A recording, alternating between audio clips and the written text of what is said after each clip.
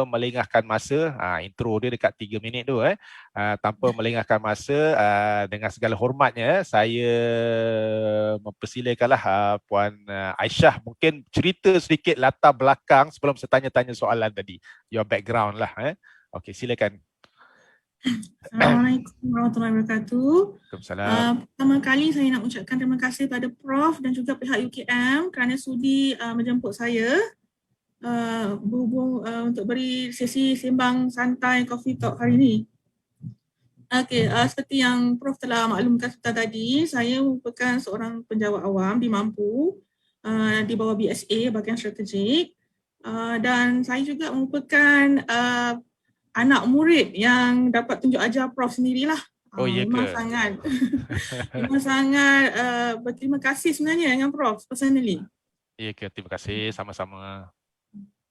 Okay, kita pada hari ini, saya sebenarnya tajuk ni saya dah maklumkan pada Prof sebab saya baru-baru ni saja, Alhamdulillah, dan certified PMP. Tahniah.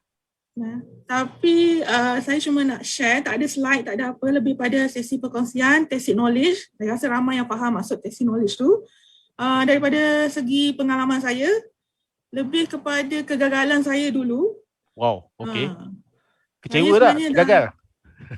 Saya mulanya saya agak malu lah masa gagal tu, saya malu nak cerita kat orang saya ambil PMP.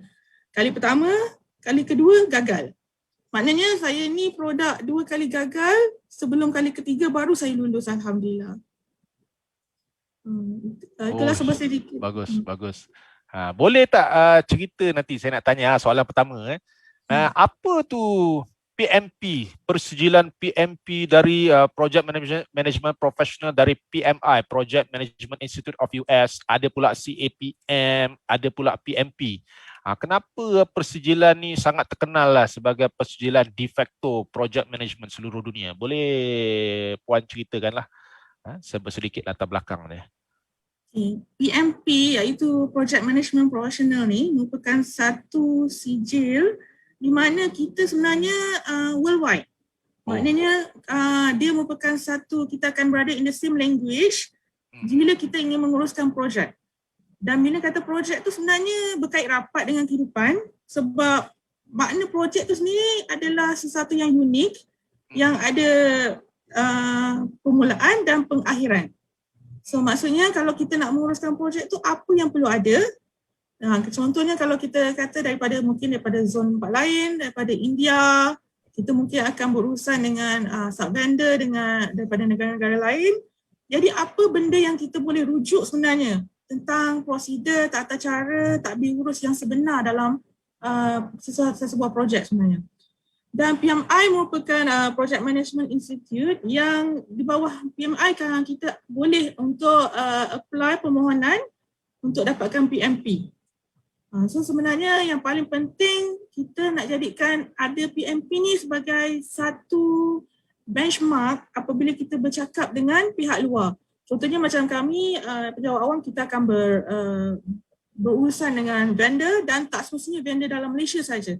Ada juga vendor dari luar negara, daripada Arab, daripada US. Jadi kita nak kata macam mana apa yang kita faham dan kita nak sampaikan pada vendor tu supaya mereka pun faham apa yang kita nak sebenarnya. Jadi ia merupakan satu kayu ukur, benchmark, bagi saya kayu ukur, benchmark dengan mungkin vendor, kontraktor daripada luar Malaysia dan dalam Malaysia. Bermakna satu bahasa yang universal. Boleh dikatakan macam tu ke? Betul. Satu bahasa yang universal, dan jika kita ada masalah yang tertimbul dalam projek, kita boleh refer. Contohnya istilah-istilah seperti timeline. Satu dunia tahu apa itu timeline. Dan kita juga akan kata cara-cara management, stakeholder management, project risk management, apa yang sebenarnya patut ada, apa sebenarnya yang terdedah bila dalam sebuah projek. Kita akan terdedah pada risiko, kita akan terdedah pada perolehan. Jadi kita ada istilah dan kita pun boleh faham, yang pihak sana pun akan faham, pihak vendor pun akan faham apa sebenarnya kita cuba sampaikan, apa yang kita inginkan. Oh, begitu ya. Okey. Katakanlah pada satu ketika dulu, ramai yang jadi pengurus projek namun mereka ini tidak ada persijilan PMP, boleh juga berjaya projek. So macam mana pandangan Puan berkaitan berkenaan? Betul tak dinafikan, sebab sebenarnya sijil semata-mata tidak cukup sebenarnya. Sijil semata-mata lebih kepada keyakinan diri kita sebenarnya. Kita nak bercakap, kita nak orang lain pun turut mendengar apa yang kita bercakap, apa yang kita cuba sampaikan. Saya beri pengalaman, sebelum ni saya dalam projek, saya takut nak bercakap. Sebab saya tak ada sesuatu untuk dirujuk. Maksudnya kita tahu sebagai manusia kadang kita ada naluri. Oh, benda ni salah sebenarnya. Tapi kita tak ada cara ataupun kita nak bercakap tu ada ke orang nak dengar. Macam tu lah. I see. Jadi dengan adanya sijil ni, Puan Aisyah rasa ada lebih keyakinan diri atau lebih selesa, ada autoriti atau macam mana tu bila ada sijil ni? Lebih berkeyakinan sebenarnya. Nak bercakap pun kita tahu kita ni ada ilmu. Kita bukan cakap tin kosong. Oh, bukan tin kosong. Oh, penting tu. Oh, dah ada master, dah ada PMP, lagilah orang lebih dengar cakap kita macam tu ke? Bukan untuk sesuatu yang membanggakan, tapi sebenarnya kita nak, bila kita uruskan projek, kita akan jumpa macam-macam orang. Macam-macam lapisan. Ada yang memang sukar kita nak deal, kita kena ada soft skill. Dalam PMP ada soft skill. Maksudnya macam mana kita nak approach. Contohnya, dalam sesebuah projek ada pihak-pihak yang bersisih faham. Itu normal. Bersisih faham. Adakah kita akan terus escalate benda ni ke pihak atasan ataupun kita cuba selesaikan di pihak peringkat kita dahulu? Atau ada setiap kali ada isu kita akan bawa ke atas. Macam tu. Soft skill pun ada juga dalam PMP diajarkan sebenarnya. Itu dalam project management communication kan? Kalau tak silap saya. Communication. Jadi communication ni sangat penting. Okey, soalan saya kedua. Boleh tak cerita pengalaman tadi kata telah mengambil PMP, persediaan sehingga 2 kali gagal namun akhirnya berjaya. Bagaimana kepuasan diri, dapat tips dan triks pada kami semua ni. Ini cerita panjang sikit lah. Kami pun nak dengar, saya pun nak dengar. Okey, saya mula-mula telah memohon penjawat awam. Kami ada satu panggil KUA ICT, iaitu kumpulan wang amanah pembangunan projek ICT untuk sektor awam. Bila KUA ICT menawarkan subjek-subjek sebegini, masa tu ada subjek PRINCE2 dan PMP. So saya sebenarnya apply dua-dua. Saya kata pada tahun 2018 sebenarnya. Saya kata tak apalah, try lah dua-dua, tapi saya dah nyatakan dalam permohonan saya prefer PRINCE2 sebab lebih kecil skop dia. PRINCE2 lebih kecil, manakala PMP ni lebih menyeluruh. Dia akan cover from end to end sebenarnya. So macam CAPM, apa benda yang tu kita adalah subset dia saja. So PMP ni merangkumi semua. So bila saya apply, saya tak fikir pun saya akan dapat. Saya cuma cuba nasib sebenarnya. Sebab saya tahu saya tahu harga pasaran untuk kursus tu sangat mahal. Dan kalau ada peluang, apa salahnya saya cuba. Kemudian saya difahamkan saya tak dapat pun PRINCE2 walaupun saya dah nyatakan saya nak PRINCE2. Preferably PRINCE2 berbanding PMP. Tapi kemudian saya dapat PMP juga. Saya ditawarkan PMP dan ada syarat-syarat dia. Salah satu syarat yang agak terkenal bila kita apply melalui Kodek ICT ni ialah apabila kita gagal, saya kena bayar balik. Wow. Bayar balik. Ya, saya kena bayar balik. Adalah jumlah-jumlah wang ikut khusus tu kerana kegagalan saya untuk lulus. Oh, gitu okey. Jadi masa tu saya tak fikir panjang. Saya kata why not certified, sebab satu dunia akan iktiraf PMP. Sebab PMP betul. Ni kalau kita sebut mana-mana pun tak janggal lah, orang tak janggal. Kalau benda lain mungkin orang kata CAPM, ITIL untuk apa ya? Tapi kalau PMP umum mengetahui dia akan cover semua. So end to end. So saya cakap okey lah, insyaAllah saya cuba, dan saya memang ditawarkan PMP semata, PRINCE2 memang tak dapat. Dan tahun 2019 saya pun pergi kursus macam biasa, kena collect 35 jam. Di mana dapat 35 jam tu? 36 jam ke 35? 35. Kita bila hadir kursus tu, kita akan dapat salah satu syarat requisite mesti hadir khusus selama 35 jam tu sebelum kita boleh apply untuk memohon exam PMP. Okey. So saya pergi kursus biasa saja, duduk-duduk santai-santai. Lepas tu yang bagi saya agak menyeronokkan, tak ada yang coding-coding ke apa, tak ada.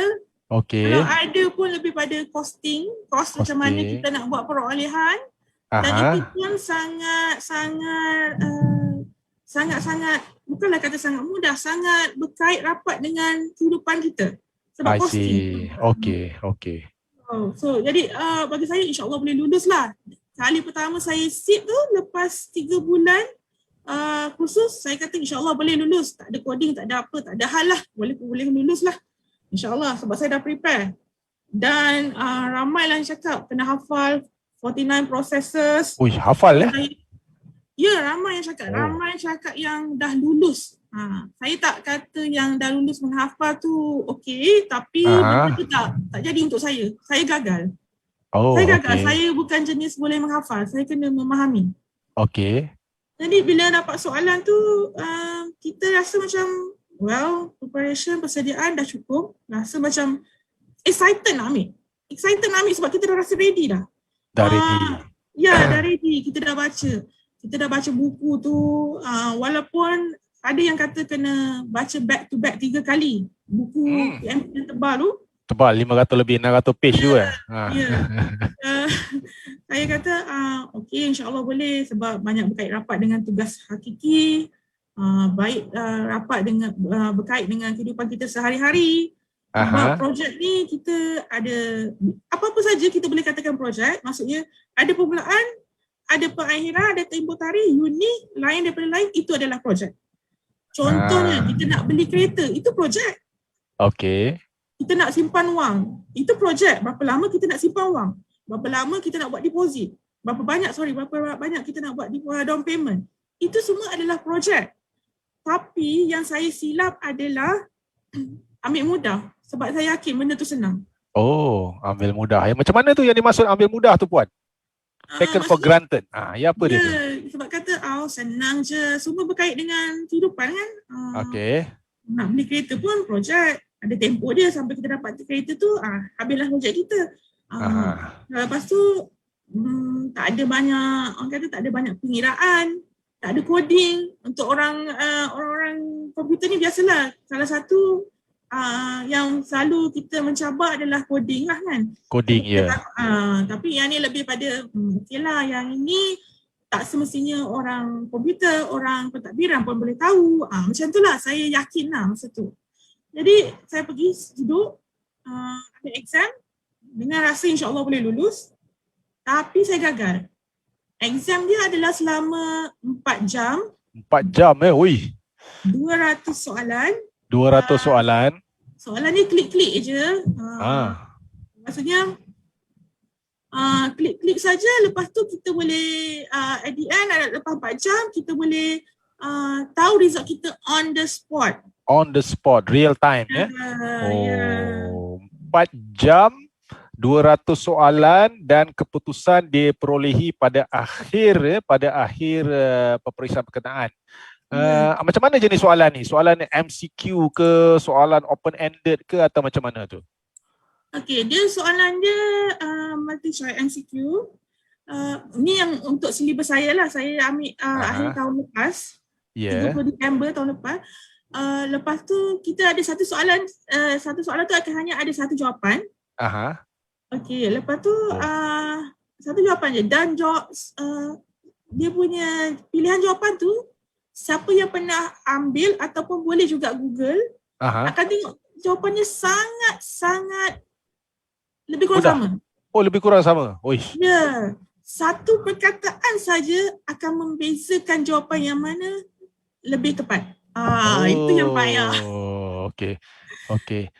Kita ada soalan ni, satu soalan ni daripada Facebook Live ni bagaimana nak enroll kursus PMP ni, berapa kos untuk persijilan PMP ni? Dia tanya, ni calon tanyalah macam mana nak enroll dan berapa kos. Boleh nanti Puan ceritakan syarat-syarat dia yang diperlukan dan sebagainya lah. Ya, Ya, boleh. Okey, saya jawab soalan tu dulu ya.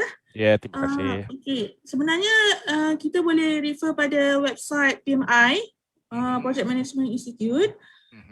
Dan kalau saya nak bagi pandangan, eloklah kita bagi mereka yang ingin menduduki peperiksaan PMP ni, kita jadi membership dulu. Sebab examnya lagi murah. Jadi plan membership, tapi sebelum tu dia ada syarat-syarat dia. Syarat-syarat dia kita kena ada cukup jam kredit. Macam kita dapat ambil nak sambung belajar, kita kena ada cukup jam kredit kita 35 jam. Dan 35 jam tu dia akan bekalkan satu sijil. Kalau contohnya kita pergi kursus ni kita boleh pergi mana-mana. Maksudnya mana-mana agensi ke atau syarikat yang menawarkan, dan kemudian boleh mengeluarkan sijil yang kita ni sah telah duduk dengan kursus tu selama 35 jam, kita boleh apply. Dan dia ada juga syarat-syarat dia. Daripada tu kita akan tahu berapa tahun pengalaman dalam tempoh lebih kurang macam 8 tahun ke 10 tahun sebelum ni, pengalaman kita macam mana, projek apa, dan kita kena hantar kepada PMI untuk di go through, verify sama ada kita ni cukup atau tidak untuk duduk untuk exam PMP. So cost dia memang bagi saya sangat mahal. Mahal Ya, mahal. Kalau saya tak ingat sangat tentang registration sebab registration saya masa tu Puan ICT yang cover. Tapi kalau untuk exam, $405. 405 USD kalau duit kita sekarang bukan 4.4 ringgit sebelah 4 ringgit 20 sen lah, lebih kurang 4 kali 4.2. 1,700 lah. 1,700 ya. Okey. Itu yang first time kita nak apply. First time kita nak menduduki exam. Okey. Kemudian kalau kata kita macam saya, kes saya tidak bernasib baik dan saya nak receipt, tempoh untuk receipt tu adalah dalam tempoh setahun. Setahun? Setahun. Ui, lamanya 12 bulan tu. Dan kita hanya boleh receipt 3 kali saja dalam setahun. 3 kali aja. Okey, dia punya ini tarikh-tarikhnya 3 tahun, 3 kalilah dalam setahun boleh pilih lah. Ya. Boleh pilih bila kita rasa dah ready, kita boleh pilih. Tapi kalau receipt harga dia lagi murah, ada diskaun. Tapi diskaun dia pun $275, maksudnya dalam duit kita dalam 1,200. Itu untuk kalau receipt kali kedua dan ketiga. Kali kedua, ketiga Kalau terpaksa receipt kali keempat, apa dapat lagi murah kot? Tak, sebab kalau receipt kali keempat dia ada waktu tertentu, dia ada cooling period, kena dia takkan terus ala-ala macam blacklist sikit. Okey. Nampak dengar tadi pada yang memberikan soalan tadi, yang pertama sekali sekitar RM1,700 more or less. You kena hadir 35 jam kursus. Mungkin kursus ini di Intan ada ke untuk 35 jam ataupun mungkin di mana-mana syarikat pembekal syarikat luar atau macam mana? Biasanya syarikat luar ada, yang popular sebenarnya online pun ada, Prof. Online pun ada. Tapi yang bertauliah lah. Yang bertauliah. Okey. Sekarang banyak pada online lah. Pada online I see. Okey, menarik 2 jam. Tak rasa stres ke 2 jam tu menjawab? Masa you jawab tu, you dekat online ke atau dekat center dia, dekat Prometric View ni? Sebelum pandemik ni kami memang kena buat di center. Dan 4 jam 200 soalan tu memang pandai-pandai kita lah macam mana. Kalau stres ke apa, nak pergi ke tandas ke apa ke, boleh ke? 4 jam. Boleh. Okey. Untuk masa saya dulu boleh. Cuma sekarang ni dia dah ada certain soalan, kena siapkan sampai certain soalan baru boleh pergi tandas. I see, baru boleh ke toilet dia. I see. Okey, menarik ni. Okey. Soalan selanjutnya, apakah kaitan PMP ni, Project Management Professional ni, dengan kerja-kerja harian Puan Aisyah lah? Boleh ceritakan tak pengalaman kerja yang berkaitan dengan pengurusan projek ini? Bila dah lulus kan, oh ini rupanya macam you sebut tadi kan, oh ini dia relevansi dia, perkaitan dia dan sebagainya. Boleh tak kita share sedikit ni, Aisyah? Okay. Saya yang paling terkini adalah saya merupakan seorang PMO dalam projek UCustom. Projek yang PMO tu apa ya? Project Management Office. Office, So, okay. Masa tu sebab saya tak ada ilmu, apa yang disuruh buat sajalah sebab kita tak ada ilmu, dan walaupun naruri hati tu kata ini salah ni, ini salah ni. Kita boleh nampak sebab projek ni berkait rapat dengan kehidupan. Cuma saya akuilah saya memang penakut dulu. Sebab saya tahu saya tak ada ilmu dan saya ikut dia lah. Saya sendiri saya tidak tahu yang PMO tu sendiri sebenarnya ada 3 jenis PMO. Pengurus projek pun boleh juga sebenarnya ikut pada organisasi. Pengurus projek boleh mereport ataupun melaporkan kepada PMO. Saya tak tahu yang tu. Jadi saya buat kerja hari-hari stres. Sebab bila kita bekerja dengan tak ada ilmu ni lain. Kita macam kena cucuk hidung buat je lah. I see. Bukan kata kita nak berlawan, tapi kadang-kadang kerja tu kita akan berulang-ulang buat benda yang sama sebenarnya. Jadi masa bila timbul rasa, oh ini tak mau jadi lagi lah lembu di cucuk hidung ni, nak buatlah sijil ni supaya saya ada pengetahuan atau ilmu ni. Masa bila tu rasanya? Ada dapat ilham ke, dapat wahyu ke, dapat apa, macam mana tu terasa tu?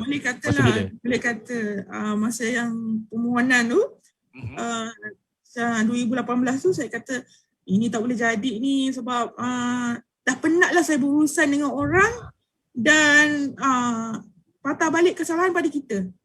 Padahal kita tak tahu sebenarnya nak bawa hala tuju pun macam mana. Kita penat sebenarnya. Bila kita tak ada ilmu ni kita penat. Saya nak stresskan sebenarnya PMP ni bukanlah orang kata ada PMP confirm jadi projek. Tak. PMP ni adalah kita belajar the best practice. The best practice worldwide. So maksudnya kita belajar daripada orang lain. Apa yang worldwide iktiraf kata ini best practice. Tapi walau macam mana pun kita kena tengok balik pada organisasi kita. Apa kekangan kita, macam mana kita nak buat. Itu sebab benda tu macam saya trigger, saya kata I need to do something lah. Saya kena berusaha untuk upgrade diri saya. Okey, apakah pandangan Puan sekarang ini? Saya lihat di Mampu ada mengeluarkan satu garis panduan mengenai pengurusan projek sektor awam atau dinamakan PRISA, PRISA yang merupakan gabungan antara PMP dan PRINS2. Bagaimana pandangan Puan olahan daripada PRISA ini dengan PMP yang sedia ada? Walaupun dalam tu ada kombinasi, dia lebih kurang dalam 100 muka surat, tak silap saya dalam bahasa Melayu lah. Okay, your idea mungkin hanya sekadar, hanya sekadar dokumen, panduan atau bagaimana dilaksanakan. Itu penting macam mana tu? PRISA ni memang diolah daripada PMP, tetapi disesuaikan dengan environment Malaysia. Macam mana tu? Boleh cerita sikit tak? Maksudnya, kami suka dengar. Kita ada takbir urus kita. Contohnya kita ada project working committee, kita ada dia punya step.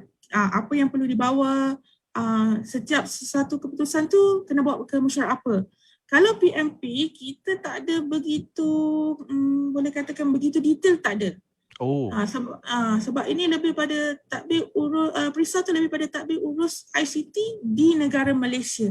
Jadi memang kalau kita buka akan nampak ada sedikitlah perbezaan antara PMP sebenar dengan PRISA.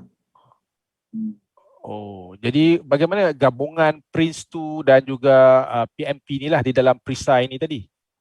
Okey, kalau tanya saya pernah go through PRISA. Ya. Saya sebenarnya lebih selesa dengan PMP sendiri. Dengan PMP sendiri.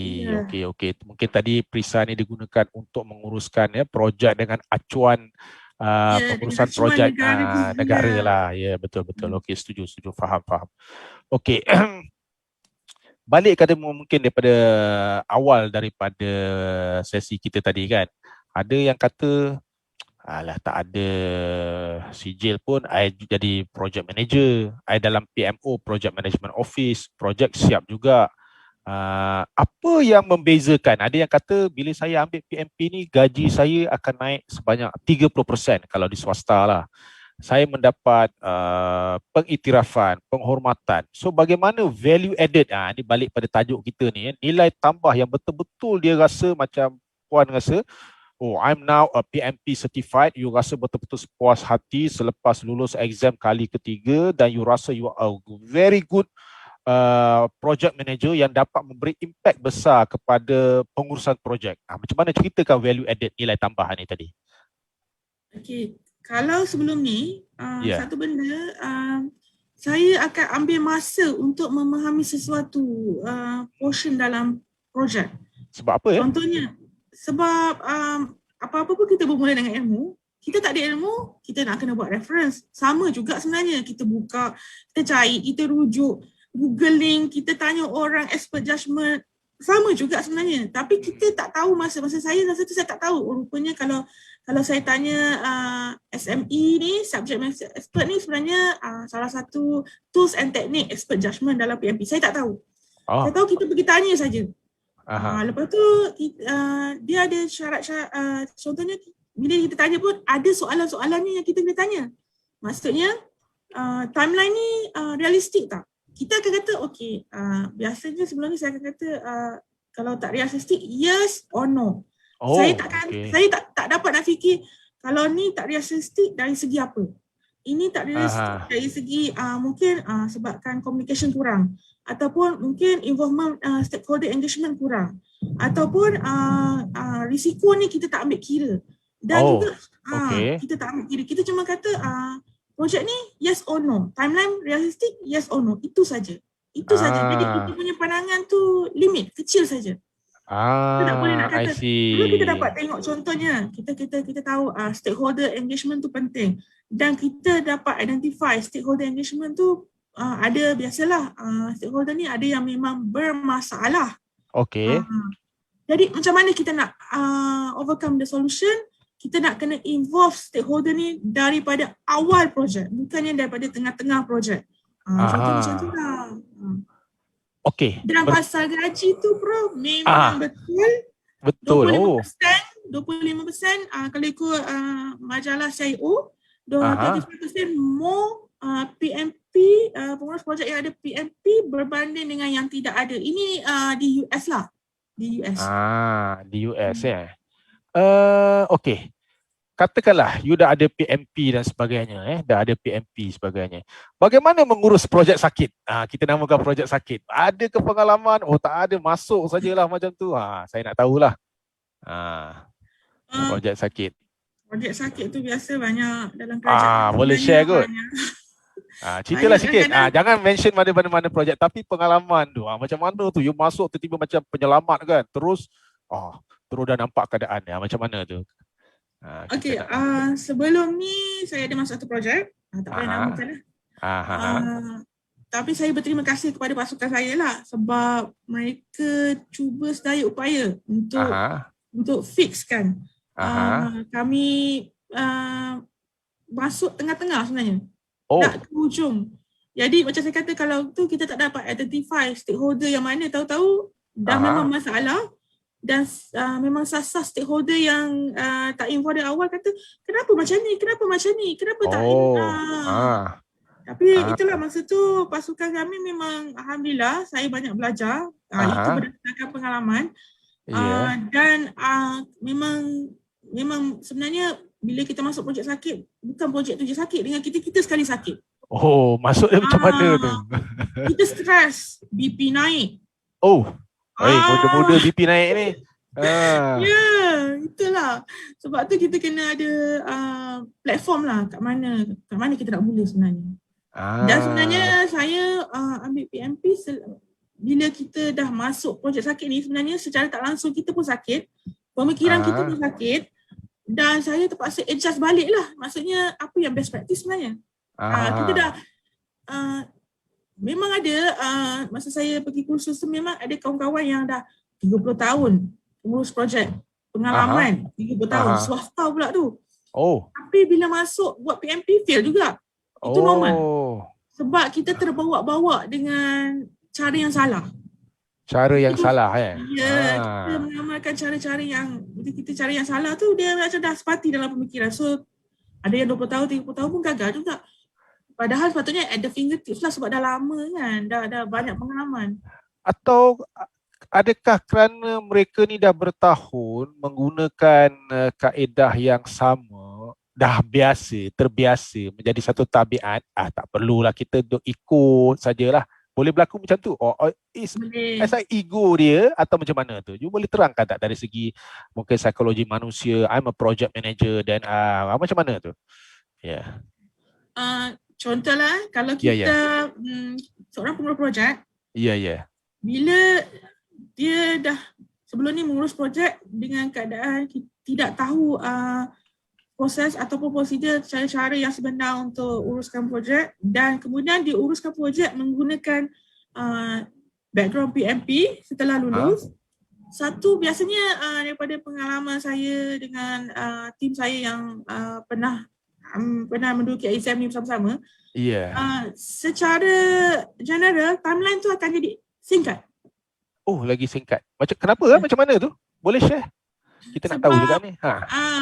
Timeline contohnya kita bab pengurus perolehan, kita akan tahu sebenarnya perolehan ni sepatutnya berapa lama.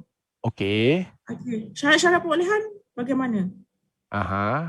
Kemudian dari segi yang paling penting sekarang apa-apa sebenarnya komunikasi. Komunikasi itulah yang akan buat percepatkan. Kalau kita dapat involvekan stakeholder engagement dengan komunikasi yang berkesan, maksudnya contohnya kita ada stakeholder engagement yang dia tengok saja. Dia boleh kata macam sleeping partner.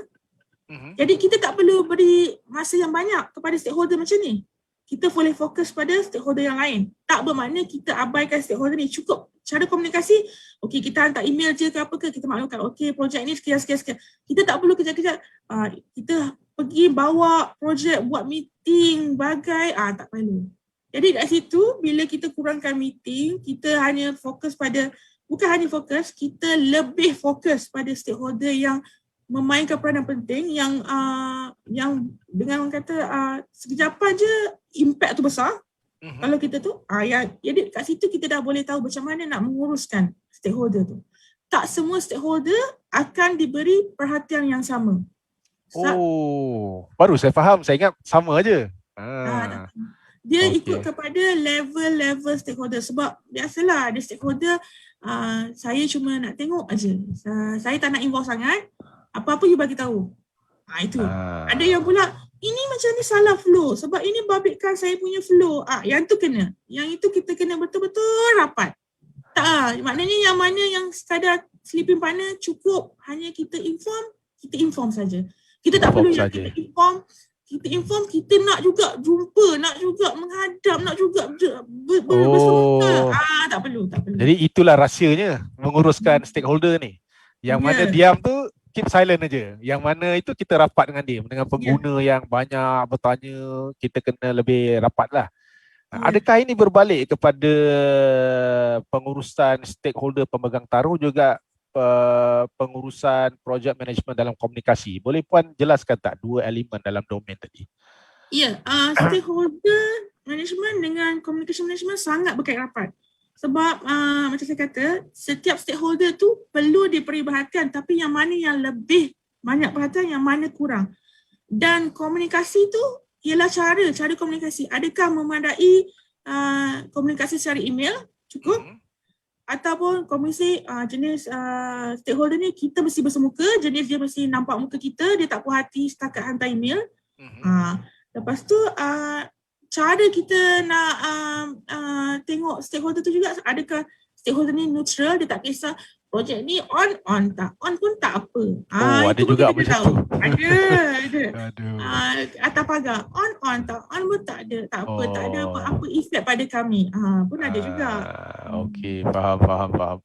Okey, katakanlah diberi satu senario, satu senario, satu projek lah, mungkin melibatkan external party, orang luar atau stakeholder luar dengan you dari dalaman. Atau mungkin di satu bahagian atau satu kementerian, kita tak ada namakanlah, masuk satu grup, dia kata, you dah dilantik sebagai project manager menguruskan. Kami dah bayar you kan, you buatlah ikut cara you. So macam mana ni? Adakah nanti projek ini akan dapat kita kawal atau dia akan mendatangkan masalah di kemudian hari atau mungkin akan berjaya juga akhirnya? Kita lepas tangan lah umpamanya bila projek ni. Kita sebagai stakeholder utama dalam sesuatu, katalah agensi atau kementerian. Bagaimana pandangan Puan? Okey, pengurus projek yang pertama sekali dia kenalah di-authorize. Dia tak boleh lantik diri dia. Dia tak boleh kita melantik dia suka-suka. Dia mesti siapa yang sponsor dia. Yang sponsor dia tu apa-apa mesti berbalik pada sponsor. Sebab dia yang sponsor ni yang akan bagi authorize project manager ni mempunyai kuasa untuk melakukan ini. Stakeholder memang akan ada stakeholder macam tu, memang tak dinafikan. Tetapi kita kena approach cara lain, komunikasi cara lain. Macam mana tu? Bagikan rahsia pada kami yang dengar ni. Okay, contohnya lah, bila kita kata dengan bila jenis stakeholder yang begini, biasanya awal-awal dia tak kisah, tapi kemudian dia akan kisah. Jadi kita involvekan saja. Pada permulaan awal tu kita involve. Sebab kadang stakeholder ni dia punya graf dia naik turun. Ada masa mula-mula tak kisah. Lepas tu bila nampak banyak impact pada diri dia kisah. Jadi kita kena mainkan peranan kat situ lah. I see. Dia kalau stakeholder ni yang kadang bila kita mula sesuatu projek ni, pada awalnya kita tak nampak pun. Mungkin juga kita terlepas pandang stakeholder ni. Sebab dia adalah satu proses yang berterusan. Itu sebab kadang-kadang mungkin masa awal tak ada contoh kita buat contoh pihak berkuasa tempatan. Mungkin masa kita adakan projek tu, pihak berkuasa tempatan tak kisah. Tak ada apa-apa efek. Kemudian keluar pula arahan baru ataupun keliling baru ke apa ke. Terus stakeholder tu akan involve. Pun ada juga. Ada juga ya. Jadi kena sentiasa kita sensitif ya dengan mungkin ada perkembangan terkini dan sebagainya lah. Okey. Okey, ini mungkin soalan yang terakhir ya. Sekejap je, dah pukul 3:10 dah. Untuk kita nasihat Puan kepada bakal-bakal pengurus projek daripada program sarjana sistem maklumat, ini kira junior you lah, atau mungkin daripada yang mengambil di level prasiswazah atau mungkin sesiapa saja yang di luar sana bagaimana, katalah setahun you kata tadi ada 3 kali nak ambil kan, persediaan yang rapi atau macam mana yang mereka calon-calon akan ambil sedia, mungkin boleh secara terperinci lah apa perlu buat, soalan mana tips, pergi pmi.org dia punya website, jadi ahli dulu macam tadi, bagus tips sebagai ini apa yang you boleh berikan kepada calon-calon inilah ya. Okey, silakan. Kalau berdasarkan pengalaman saya ni tak banyak pengalaman sangat lah tapi saya boleh kongsi lah. Untuk dapatkan PMP, yang pertama kita tak perlulah bergegas nak jadi member, tak perlu. Okey. Kita boleh banyak sebenarnya, banyak di online tentang PMP. Free Contoh source. boleh bagi tak? Jangan bagi je lah, sebut aja link dia ke apa. Okey, masa saya ambil PMP ada 2 yang saya popular sebab kita pun kena bijak memilih. Tak semua free source tu berkualiti. Ada setengah, ada setengah tu soalan dia memang sasar, bukan jawapan tersebut kalau kita buka balik buku tu. Tetapi dia bagi jawapan salah pun ada juga. Cuma yang saya suka tarik perhatian, ada dua, iaitu Edu HubSpot. Yang ni dia ada daily soalan, daily question for the PMP. Setiap Daily hari question. berlainan. Oh, Ya. macam mana ejaan dia? Edu HubSpot. EDU Ah, HUB SPOT. SPOT Edu HubSpot Okey, boleh Google lah kalau cari bagi yang di sana Edu Hub, Edu pendidikan hub, hub kita ini spot lah Okey, Edu HubSpot. Okey, lagi menarik tu. Dengan Ellen Ellis. Ellen Ellis ya. Ya. Oh. Yang ini saya memang saya boleh kata saya puas hatilah sebab penerangannya jelas. Okey. Dan dia akan pastikan kita faham. Maknanya dia ada sisi, okey, kalau macam Ellen ni, dia setiap hari Jumaat, kalau kita register email kita, hari Jumaat, tapi cuma waktu zone kan berbeza kan. Ya, ya. Dia kalau di sini lebih kurang dalam pukul 12:30 malam lah. Okey. Dia akan bincangkan setiap minggu topik yang berlainan. Dia free. Oh. Dia free, tak perlu bayar. Cuma kita siapa yang join tu tak boleh ada PMP cert sebab dia lebih pada yang terkini. Maksudnya sekarang ni syllabus dah bertukar bermula Januari. Januari. Ya, sebelum ni saya ambil ada sikit-sikit je soalan agile, tapi sekarang ni banyak sangat dah soalan agile. So dia ada berbincang dan bagi saya baguslah. Sebab dia akan banyak membantu kita dengan soalan real dalam PMP. Apa boleh ini tak yang tadi saya nampak ada betul www.eduhubspot.com saya ulang www.eduhubspot.com. Ini saya lihat di sini pun agak menarik. Yang satu lagi tu apa nama dia? Ellen Ellis. Ellen Okey, Ellen Ellis nama orang ke macam mana ni? Ya, nama tutor tu. Tutor tu nama dia Ellen Ellis. Dia yang dia bagi hari Jumaat ni free sebenarnya. Saya free. Memang sebab saya memang tunggu hari Jumaat dia open, cuma kita kena reserve spot kita. Dan kita kena bersengkam mata lah sebab dia 12:30 malam waktu sini live. Dalam tu kita boleh tanya macam-macam. Saya suka berinteract dengan beliau lah. I see. Soalan kita tanya. Menarik Eileen ke Ellen Dia Ellen Ellis. Ya. AILENELLIS.com betul Betul. Saya ada buku dia, ada buku tu lah, bukunya kita ada kan, AllenEllis.com. Dia bagi macam tu. Bagus. So, satu tips okey, di luar sana kita ada dua, satu Ellen Ellis Ellen Ellis and eduhub.spot.com tadilah. Jangan risau, ini free jangan risau. Dan berdasarkan pengalaman saya, memang soalan ataupun topik yang dibincangkan dalam Ellen ni memang sangat-sangat membantu dalam PMP exam saya. Ya. Okey, sekarang ni bermula Januari baru 3 bulan sudah kan. Is what? 6 edition ke 7 edition ke-6 kan, ada tambahan daripada agile ni. Agaknya lagi susah aku nak lulus exam ke macam mana ni. Yang terkini lah. Yang ada pandangan nampak, puan. Pandangan saya kalau siapa yang background agile senang lah. Siapa yang jenis tradisional agak sukarlah sebab ada terms-terms yang kita barulah. Siapa yang jenis waterfall lepas satu step buat apa agak sukarlah. Tapi kalau jenis yang agile memang banyak membantulah. Tetapi di dalam PMI sendiri saya lihat pun dia ada satu section yang untuk orang yang ada agile kan. Macam mana tu pandangan you?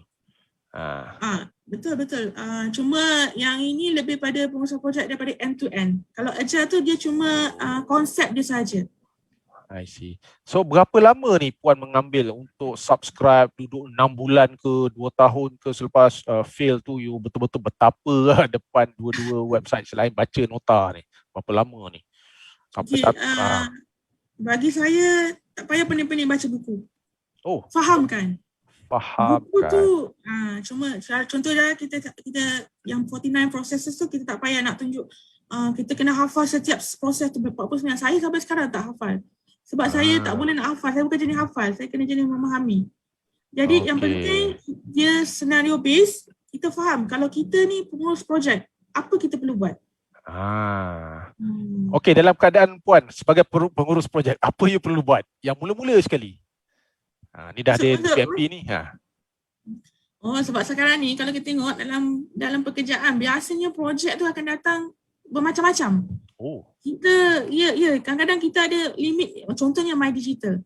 Okey, My Digital, baru ni. Yang baru, berapa lama kita nak faham kan? Benda ni pun baru juga sebenarnya. So dengan adanya background PMP, kita sebenarnya boleh lah, boleh kata cepat nak memahami lah. Begitu. I see. Okey. Menarik. Okey, soalan terakhir. Apakah pesanan penaja lah daripada Puan ni kepada calon-calon ni, balik kepada tadi kan? Ini sekarang dah ada mereka nak dulu belajar agile dulu ke, instead of waterfall ke, atau pergi website ni ke, atau attend the 35 hours.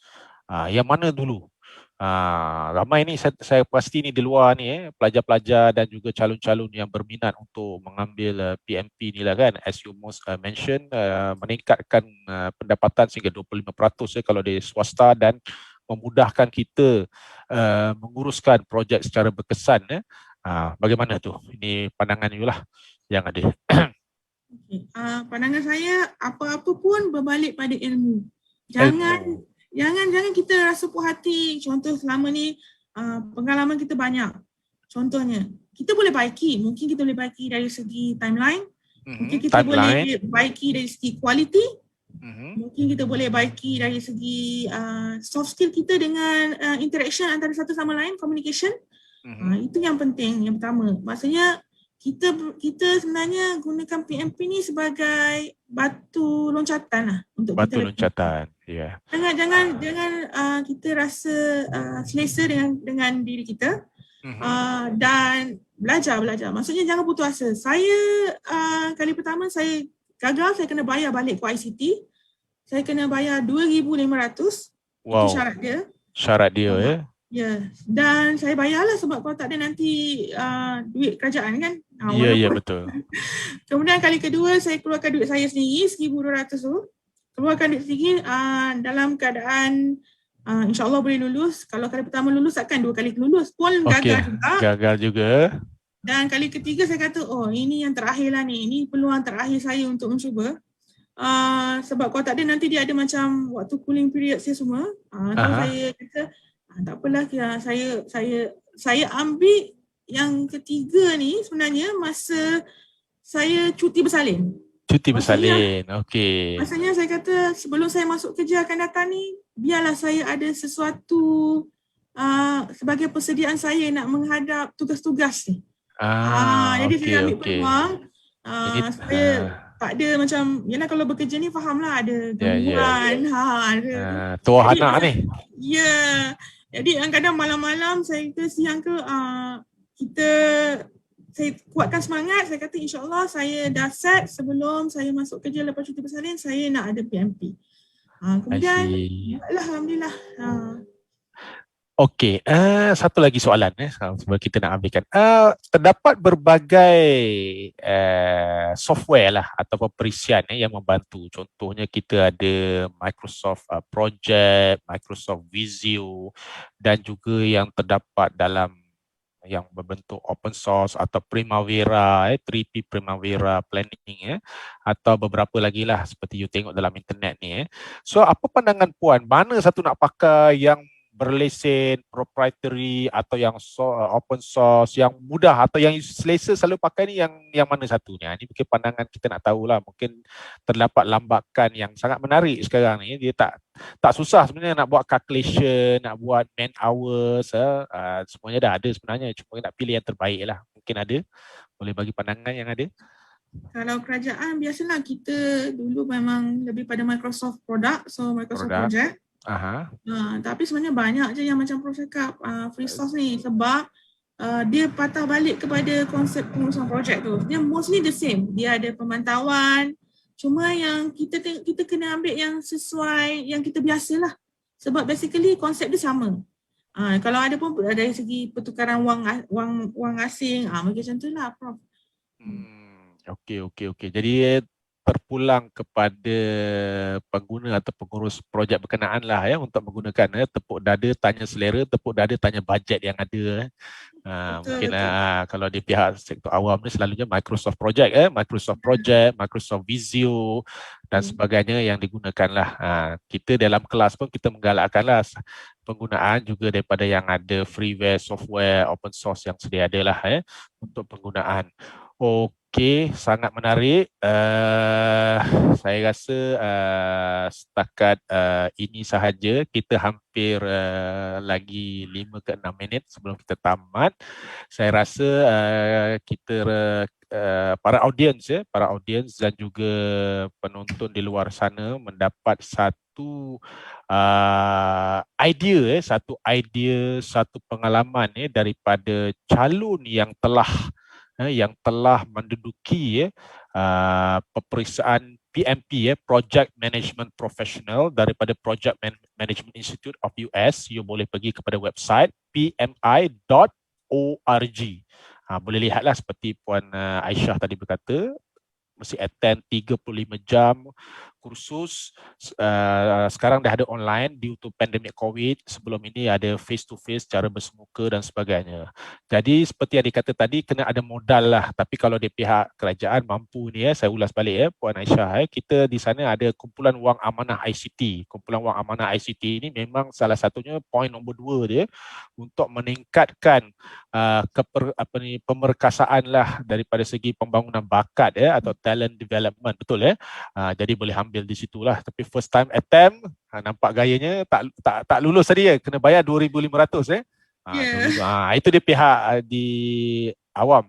Namun kalau di pihak swasta, sekiranya saudara-saudari di luar ni di pihak swasta mungkin ada cara atau kaedah lain lah bagaimana mungkin boleh merujuk kepada pihak sumber manusia, syarikat, tuan-tuan dan puan-puan yang sedia ada. Tapi sekarang ni perspektif yang kita lihat walaupun Puan Zalina Aisyah bertugas di Mampu di sektor awam, namun beliau dengan gigih dapat berjaya menduduki dengan jaya lah.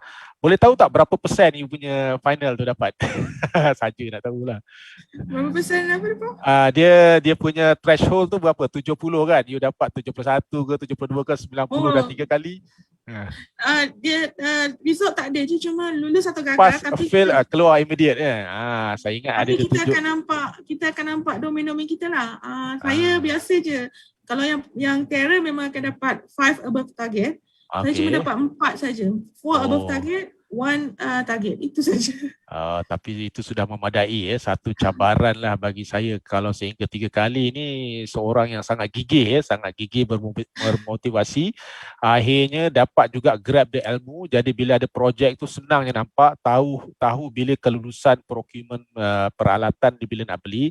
So boleh tahulah daripada timeline Timeline ni you pakai apa selalunya? Orang sibuk pakai Gantt chart ke atau ada milestone lain ke atau macam mana? Yang you biasalah. Biasa kalau kerajaan Microsoft Project lah. Gantt chart jugalah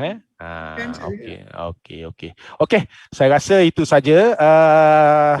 Terima kasih kepada Puan Zalina Aisyah Zainal Bahrin yang sudi meluangkan masa bersama kita pada petang ini selama 1 jam, di mana beliau telah dapat mencurahkanlah rahsia, tip, triks, pengalaman beliau menguruskan projek dengan adanya ilmu pengetahuan ini memudahkan menguruskan.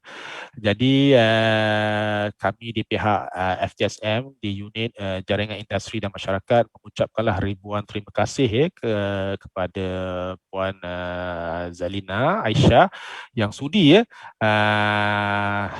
berada bersama kami pada petang ini. Jadi untuk itu kita berikanlah satu tepukan bergemuruh lah kepada beliau.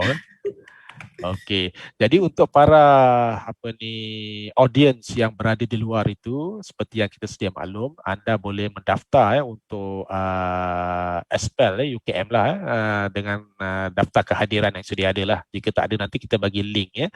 Ini sebagai salah satu cara lah ya untuk menarik perhatian ya, mendapat ilmu pengetahuan lah bagi para kaki tangan UKM, pelajar UKM maupun yang berada di luar ya, sebab ilmu itu kita sentiasalah mencari untuk menambah baik ya, diri kita ini di masa sekarang dan juga untuk masa hadapan. Dan insyaAllah lah pada bulan hadapan kita juga ada event yang sama seperti biasa di hujung bulan, minggu terakhir. Dua event, satu untuk menyantuni alumni seperti puan yang ada, dan juga yang kedua dengan bersama industri. Industri ini selalunya teknologi terkini yang berbagai lah yang berada di luar ya, untuk pendedahan. Yang dalam alumni ini berbahasa Melayu, manakala yang dalam industri itu kita gunakan bahasa Inggeris. Okey, itu saja sekian daripada kami, dan kami juga tidak melupakanlah sokongan IT kami daripada Puan Nordiana, Muhammad Yassin, Hafizi, Juliana yang ada sentiasalah menyokong program yang diadakan akhir bulan ini ya. Saya rasa impaknya sangat berkesan kepada UKM sendiri, FTSM, supaya kita share, kita kongsikan maklumat, pengetahuan, apa yang berlaku kepada masyarakat dan sebagainya. Jadi untuk itu, sekian, terima kasih. Saya ucapkan selamat berbuka puasa lah. Lagi berapa jam ni? 4 jam lagi kot. Jadi itu je lah. Okey, terima kasih sekali lagi dan salam hormat daripada saya. Wabillahi taufiq. Assalamualaikum warahmatullahi taala wabarakatuh.